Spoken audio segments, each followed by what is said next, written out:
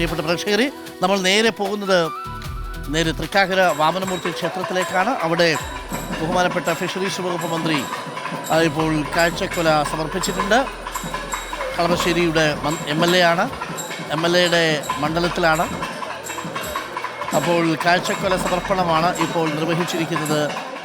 Minister Abdul Gafoor അവിടെ എത്തിയിട്ടുണ്ട്. ഓണാശംസകൾ നേരുന്നു.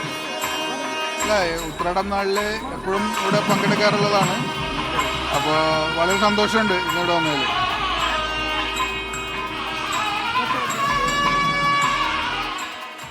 കാഴ്ചക്കൊല സമർപ്പണം നടത്തുകയാണ് മിനിസ്റ്റർ അബ്ദുൽ ഗഫൂർ.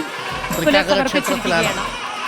അതിൻ്റെ ഒരു സങ്കല്പം, അതിൻ്റെ ഒരു ഇവിടെ വന്നപ്പോൾ ഒരു വലിയ അനുഭവമാണ്. കാരണം ഇതൊരു മതേതരത്തിൻ്റെ ഉത്സവമാണ്. ഇവിടെ തൃക്കാക്കരപ്പൻ്റെ ഉത്സവം എന്ന് പറയുന്നത് എല്ലാവരും പങ്കെടുക്കുന്ന ഒരു ഉത്സവമാണ്. പ്രത്യേകിച്ച് ഉത്രാടം നാളിലെ സദ്യയും അതുപോലെ തന്നെ തിരുവോണ നാളിലെ സദ്യയിലുമൊക്കെ ഈ നാട്ടിലുള്ള എല്ലാ നാനാജാതി ആളുകൾ പങ്കെടുക്കുന്ന ഒരു വലിയ ഉത്സവമാണ്. അതിൽ പങ്കാളിയാവാൻ സാധിച്ചതിൽ വലിയ സന്തോഷമുണ്ട്. എൻ്റെ പ്രേക്ഷകർക്കായി ഒരു ഓണാശംസ കൂടി ഒന്ന് പറയൂ. എല്ലാവർക്കും ഹൃദയം നിറഞ്ഞ ഓണാശംസകൾ നേരുന്നു. ഡോക്ടറും തീർച്ചയായും വളരെ മതേതൃത്വത്തിൻ്റെ പ്രതീകമാണ് തൃക്കാക്കരയിലെ ഈ മണ്ണ്. അതുകൊണ്ട് തന്നെയാണ് മന്ത്രി ഗഫൂർ ഇവിടെ എത്തി തൃക്കാക്കരപ്പൻ്റെ മുന്നിൽ കാഴ്ചക്കുല സമർപ്പിച്ചിരിക്കുന്നത്.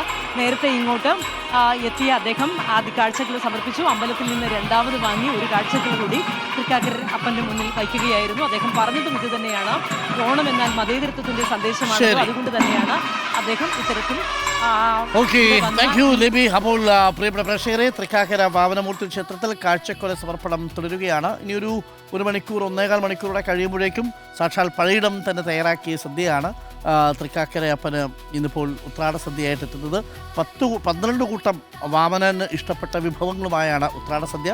നാളെ 15 കൂട്ടം വിഭവങ്ങൾ ഉണ്ടാവും എന്നാണ് പഴയിടം അറിയിച്ചത്.